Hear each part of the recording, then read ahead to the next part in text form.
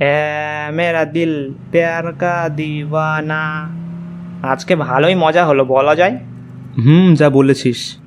এতদিন পর সবার সাথে দেখা করে বেশ ভালোই লাগলো, বেশ মজা হলো। তবে পিকনিকের স্পটটা গ্রামে না করে শহরে করলে ভালো হতো। যেতে আসতে এত সময় লেগে গেল। ধুর, শহরে না করে বেশ ভালোই করেছে। আমরা তো সবসময় শহরেই থাকি। গ্রামে পিকনিকটা হয়ে আমাদের সবার ঘোরাও হলো একটু। ঠিক বলেছিস। তোরা আজ প্রীতমকে দেখেছিস? একদম চেঞ্জ হয়ে গেছে। মানে ওকে দেখে বোঝাই গেল না যে ও সেই আগের প্রীতম। আগে কত বোকাশোকা ছিল, আর এখন দেখ কি পরিবর্তন। আর তুলসীকে দেখলে বিয়ে করে একদম সংসারী হয়ে গেছে। এতগুলো দিন কেটে গেছে, কলেজ শেষ হয়েছে, তাই পরিবর্তনটাই স্বাভাবিক। সময়ের সাথে সাথে সবারই বদলানো উচিত। আমার নাম অজয় সামন্ত। পড়াশোনা কমপ্লিট করেছি 2 বছর আগে। তারপরেই 7 মাস হলো একটা প্রাইভেট কোম্পানিতে জব করছি। গাড়িতে যেই 3 জনকে দেখছেন ওরা আমার বন্ধু, অশোক, সৌভিক আর অদিতি। কলেজের বন্ধুবান্ধবরা হুট করেই একটা পিকনিক করবে বলে ঠিক করলো। আমাদেরও বলল, আমরাও রাজি হয়ে গেলাম। অনেক দিন বাড়িতে বসে বোর হচ্ছিলাম, তাই কোনো জায়গা থেকে ঘুরে আসলে মুডটাও ফ্রেশ হবে আর সব বন্ধুদের সাথে আবার দেখা হবে, এই ভেবে পিকনিকে জয়েন করেছিলাম। পিকনিকের স্পটটা ঠিক করা হয়েছিল বল্লভপুর নামের একটা গ্রামে। বেশ ভালো মনোরম পরিবেশ সেই গ্রামটার। শহর থেকে গ্রামটার দূরত্ব তা হবে প্রায় 40 কিলোমিটার। এখন বাড়ি ফিরছি। আমাদের বন্ধুদের গ্রুপে আমরা 4 জন ছাড়া আরও 2 জন আছে, নেহা আর অর্কদীপ। ওরা 2 জন কাজের জন্য রাজ্যের বাইরে থাকে, তাই পিকনিকে জয়েন করতে পারেনি। কিরে ভাই অশোক, তুই এত চুপচাপ কেন? তোর কি মজা হয়নি আজ? না না, কোথায় চুপচাপ? তোরা সবাই কথা বলছিস, তাই আমি আর কিছু বলছি না। সেই পিকনিক থেকে আসার সময় থেকে দেখছি তুই চুপচাপ। কোনো সমস্যা হয়েছে নাকি? তোর শরীর ঠিক আছে তো? হ্যাঁ হ্যাঁ, আমি ঠিক আছি। এই অদিতি, তোর বাড়ি চলে এসেছে। তাহলে আসি রে, তোরা সবাই সাবধানে যাস। রাত 12টা বাজে, একা যেতে পারবি তুই? আর তোদের পাড়ার রাস্তা তো পুরো অন্ধকার। হ্যাঁ হ্যাঁ পারবো, পাড়ার মোড়ে দাদাকে আসতে বলেছি। আচ্ছা ঠিক আছে। অদিতিকে ছেড়ে দিয়ে আমরা গাড়ি নিয়ে এগিয়ে চললাম আমাদের গন্তব্যে।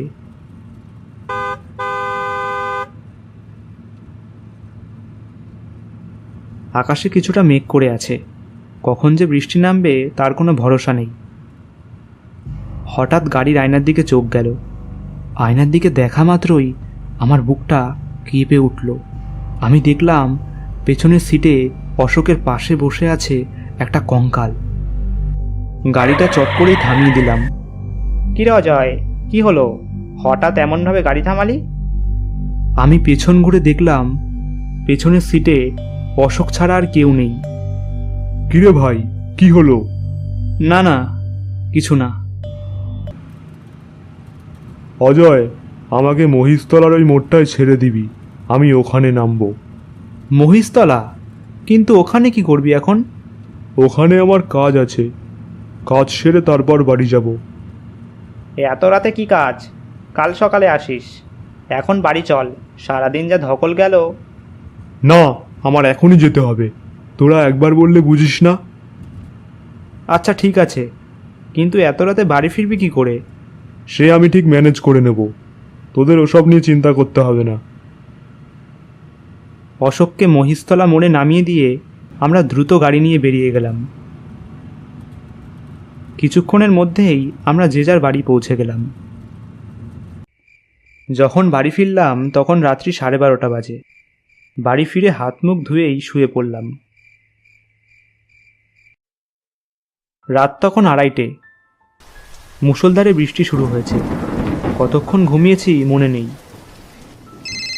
হঠাৎ মোবাইলটা বেজে উঠল। থতমত খেয়ে উঠে বসলাম। এত রাতে কে ফোন করবে? ফোনের দিকে তাকাতেই চমকে উঠলাম। অশোকের বাবা ফোন করেছে। হ্যালো। হ্যাঁ বাবা অজয়, বলছি তোমরা কি এখনো বেরোওনি? অশোকের ফোনটা সুইচ অফ, তাই তোমার ফোনে ফোন করলাম। কাকু, আমরা তো অনেকক্ষণ আগেই চলে এসেছি। কেন, অশোক বাড়ি ফেরেনি?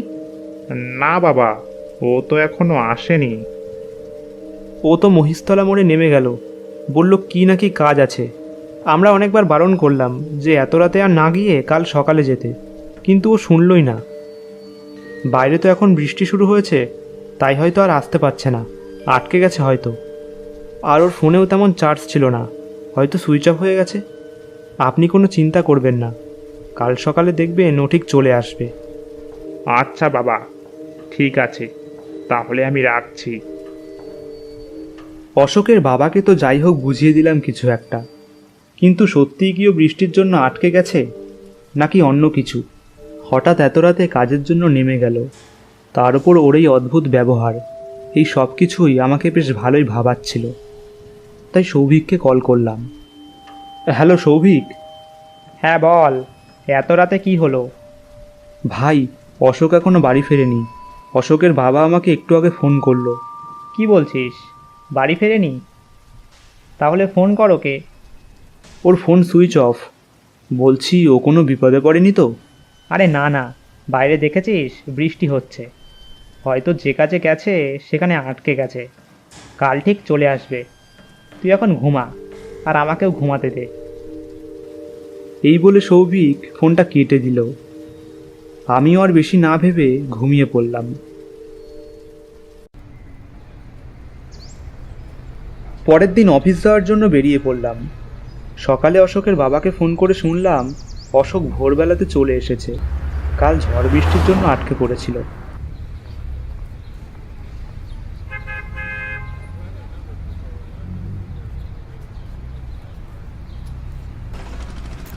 এই অটো, নাগের বাজার যাবে? হ্যাঁ যাব, উঠে আসুন।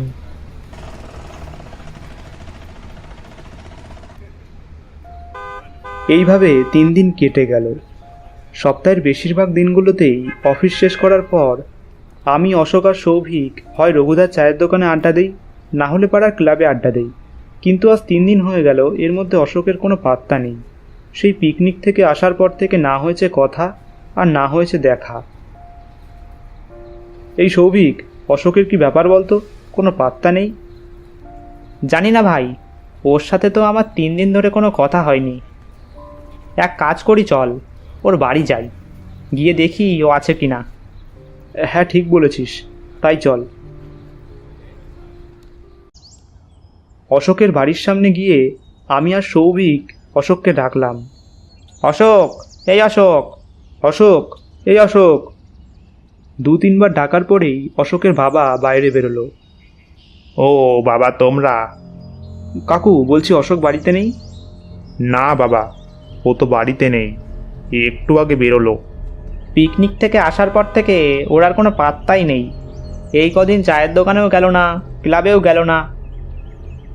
সেদিনের পর থেকে ও যেন একটু অন্যরকম ব্যবহার করছে, বাড়িতে বেশি থাকছে না, আমাদের সাথে ঠিক করে কথাও বলছে না। ছেলেটার যে কি হলো।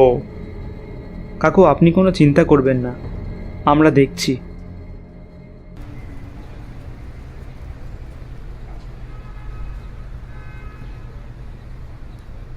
অজয়, ওই দেখ, রঘুদার চায়ের দোকানে ওটা অশোক না? দোকানের দিকে তাকাতেই দেখলাম অশোক বসে চা খাচ্ছে। কিরে অশোক, তোর কি ব্যাপার? 3 দিন ধরে কোনো পাত্তা নেই, কোথায় ছিলি তুই? সেই পিকনিক থেকে আসার পর থেকে তোর আর কোনো খবর নেই। এই কদিন চায়ের দোকানেও আসিসনি, ক্লাবেও যাসনি। সব ঠিক আছে তো? কোনো সমস্যা হয়নি তো? আমরা তোর বাড়িতে গেলাম তোকে খুঁজতে, তোর বাবা বলল তুই নাকি বেশি বাড়িতেও থাকছিস না, বাড়িতে ভালো করে কথাও বলছিস না। না না, কি হবে, এই কদিন একটু কাজের চাপ ছিল, তাই আসতে পারিনি। এবার থেকে রোজ আসবো। রঘুদা, কত হলো? অশোক কথা বলছিল, হঠাৎ আমার চোখটা অশোকের পায়ের দিকে গেল। ওর পায়ের দিকে দেখা মাত্রই গাটা কেমন শিউরে উঠল। ওর পায়ের কিছুটা মাংস উঠে গেছে, দেখে মনে হচ্ছে ক্ষতটা অনেক দিনের। কিন্তু এত গভীর ক্ষত নিয়ে ও চুপচাপ বসে আছে কি করে, কোনো ব্যান্ডেজ কিংবা কোনো ওষুধ ছাড়াই? সৌভিক আর আমি দুজনেই অবাক হলাম। আমাদের দুজনের মনেই সন্দেহ হলো। ভাই, তাহলে আমি উঠি, কাল দেখা হবে আবার। আচ্ছা ঠিক আছে, যা। আমাদের দুজনের মনে কৌতূহল এতটাই জেগেছিল যে আমরা অশোকের পিছু নিলাম ও কোথায় যায় সেটা দেখার জন্য।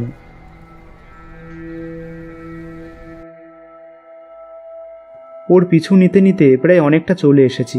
বিকেল গড়িয়ে সন্ধ্যা হয়ে গেছে। অশোক উত্তরপাড়ার পেছনের গলিতে ঢুকলো।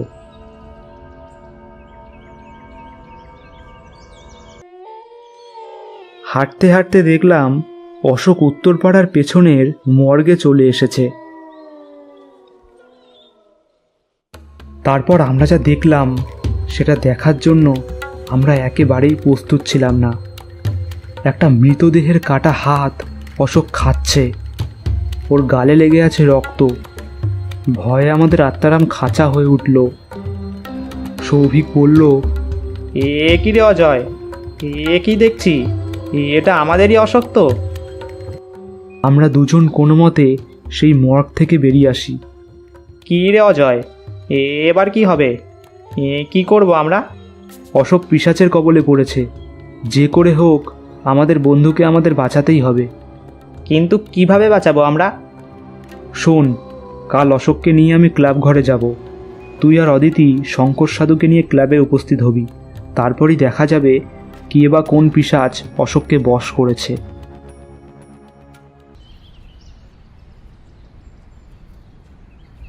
আরে অজয় দা, অশোক দা, কতদিন পর! খবর কি তোমাদের? ভালো, তোদের কি খবর? আমাদের খবর একদম বিন্দাস। তারপর কতক্ষণ এলি তোরা? এই কিছুক্ষণ আগে এসেছি। আজকে আর বেশিক্ষণ থাকবো না, তাড়াতাড়ি চলে যাব। পটকাদের বাড়িতে কালী পূজা আছে, সেখানে যাব। জয় মা কালী। মন্টুর মুখে ঠাকুরের নাম শুনতেই অশোকের ভেতরে থাকা পিশাচটা ছটফট করতে লাগলো। রেগে গিয়ে মন্টুর গলা চেপে ধরল। অশোকের মুখের কি ভয়ানক চেহারা হয়েছে। অশোক, ছেড়ে দে মন্টুকে, ওকে কিছু করিস না। তখনই দেখলাম অদিতি আর সৌভিক শঙ্কর সাধুকে নিয়ে আসলো। ছেড়ে দে ওকে। না, ছাড়বো না, কাউকে ছাড়বো না। কে তুই? কি চাস? আমি অশোকের জীবন শেষ করে দিতে চাই। কি ক্ষতি করেছে ও তোর? বলবো না। বলবি না মানে? দাঁড়া, তোকে মজা দেখাচ্ছি। শঙ্কর সাধু একটা ছাই অশোকের দিকে ছুঁড়ে দিল। সেটা ছোড়া মাত্রই অশোকের মধ্যে থাকা পিশাচটা ছটফট করতে করতে অশোকের শরীর থেকে বেরিয়ে গেল।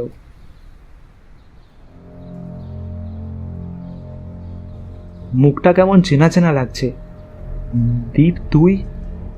হ্যাঁ, আমি দীপ। চিনতে পেরেছিস তাহলে? কিন্তু তোর এই অবস্থা হলো কি করে? আমার এই অবস্থা তোদের জন্য। আমাদের জন্য? আমরা কি করেছি? মনে পড়ে সেই দিনগুলোর কথা, কলেজের কথা। তোরা ছিলি আমার 1 বছরের সিনিয়র। কত স্বপ্ন আর আশা নিয়ে গ্রাম থেকে শহরের কলেজে ভর্তি হয়েছিলাম। আমি আনস্মার্ট ছিলাম, একটু বোকা ছিলাম, শহরের মতো আদব কায়দা জানতাম না। আর সেই সুযোগ নিয়ে তোরা আমাকে নিয়ে খিল্লি করতিস, আমাকে ছোট করতিস, র্যাগিং করতিস। আমি তাও মেনে নিয়েছিলাম। কিন্তু তোদের এই বন্ধু অশোক কি করলো? আমাকে নিয়ে একটা জঘন্য কুরুচিকর ভিডিও বানিয়ে সোশ্যাল মিডিয়াতে পোস্ট করলো। সেটা ভাইরাল হয়ে গেল। সারা কলেজ আমাকে নিয়ে হাসতো, ছিচিকার করতো। কলেজ থেকে আমাকে রাস্টিকেট করা হলো। বাড়িতে মা ছাড়া আমার কেউ ছিল না। মা কত পরিশ্রম করে টাকা জোগাড় করে আমাকে শহরের কলেজে ভর্তি করেছিল। কত স্বপ্ন ছিল পড়াশোনা করে শহরের চাকরি করে মায়ের কষ্ট দূর করব। কিন্তু তোরা সেটা হতে দিলে না। কি করতাম? বাড়িতে গিয়ে মাকে কি বলতাম? তাই কোনো উপায় না পেয়ে ট্রেন লাইনে মাথা দিলাম। আমরা অশোককে অনেকবার বারণ করেছিলাম, কিন্তু ও আমাদের কারোর কথাই শোনেনি। জানি এই অপরাধের কোনো ক্ষমা হয় না, তবুও বলছি আমাদের মাপ করে দে। তুই যা বলবি আমরা তাই করব। আমরা প্রায়শ্চিত্ত করব। তোদের আমি মাফ করতে পারি একটাই শর্তে। আমার মৃত্যুর পর থেকে আমার মা খুব অসুস্থ। আমার মায়ের চিকিৎসা করতে হবে। আর যতদিন পর্যন্ত আমার মা বাঁচবে তার সব দায়িত্ব তোদের নিতে হবে। এরপর কিছুদিনের মধ্যেই আমরা দ্বীপের মায়ের চিকিৎসা করি এবং তার দায়িত্ব আমরা মিলেমিশে নেই, আর দ্বীপের আত্মাও শান্তি পায়। পরিশেষে একটাই কথা বলবো, এটা গল্প হলেও বাস্তবে বেশিরভাগই এরকম ঘটনা আমাদের আশেপাশে ঘটে চলেছে। আমরা সবাই সবার দুর্বল জায়গায় আঘাত করতে ভালোবাসি। অনেক ছেলেমেয়ে আছে যারা নিজেদের পারিবারিক দুর্দশা কাটিয়ে সফলতা পেতে চায়, কিন্তু কিছু মানুষের জন্য তাদের স্বপ্ন ভেঙে যায়। তাই আপনার ক্ষণিকের মজা বা বিনোদনের জন্য এমন কিছু করবেন না যাতে অপর একজন মানুষের জীবন নষ্ট হয়ে যায়।